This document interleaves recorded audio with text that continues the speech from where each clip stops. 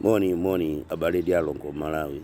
Munga mmene tikudziwira kuti chisankho chayandikira less than 1 week now. Pano pandi pa 10 pomafika pa 16 ndiye kuti ndi 6 days yofunika kuti tiganizire bwino.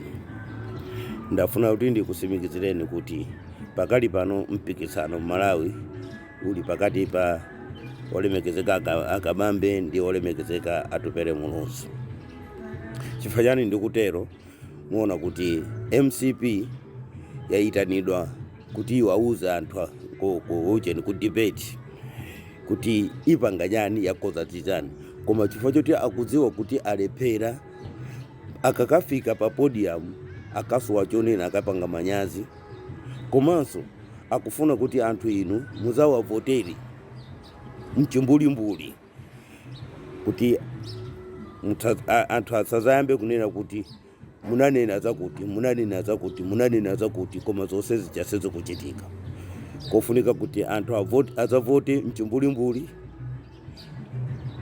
Iwo azakana kuti ife tinakuuzani kuti zapanga zimene taona ni muchisankho ngati chimenechi a DPP a MCP onse akukana kubwera kuti awauze anthu kuti awapangira chani. Chifukwa chani akudziwa kuti zimenezo sazakwanitsa. Ndi UDF yokha kudzera mwa Dr. Atupere Muluzi ndi akabambe ndi amene akubwera patsogolo kuza kuuzana Amalawi kuti kusonyeza kuti ali ndi mtima woti apange save Amalawi. Monga mukudziwa running mate wa MCP akufusidwa ndi Brian Banda za mtengo wa fertilizer, ananena kuti imene ijatu inali kampeni chabe. Sizotite itinakakwa. Ndiye panopa akufuna kuti asalankhule china chilichonse ncholinga choti muavotere mchimbulimbuli mawa nkucha. Muzasowa chonena kuti munatiuza zakuti koma kuti azakuuzani kuti ndizoona ife tinakuuzani kuti tizakupangirana zakuti. Kwa chifukwa chimenecho yankho ndi Dr. Atupere Muluzi. Chifukwa chani ndikutero tachoka ku DPP chifukwa choti kuba kusokoneza kugula bodyguard yeka kumagula 8 chakuti kazi magalimoto 8 chakuti nanga ujeni asa mutalika anabazi ngati ndi timu yao.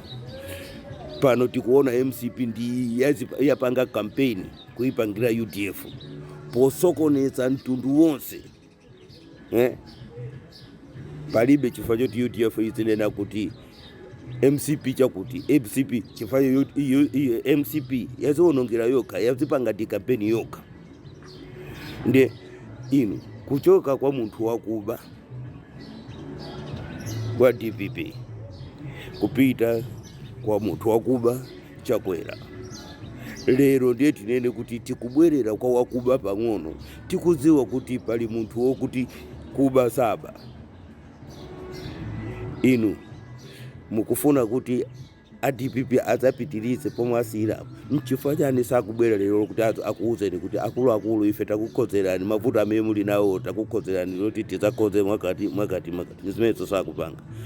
MCP sikunena kuti zicha zakuika zicha tizakoza munjira yakuti palibe, akungoti tivotereni.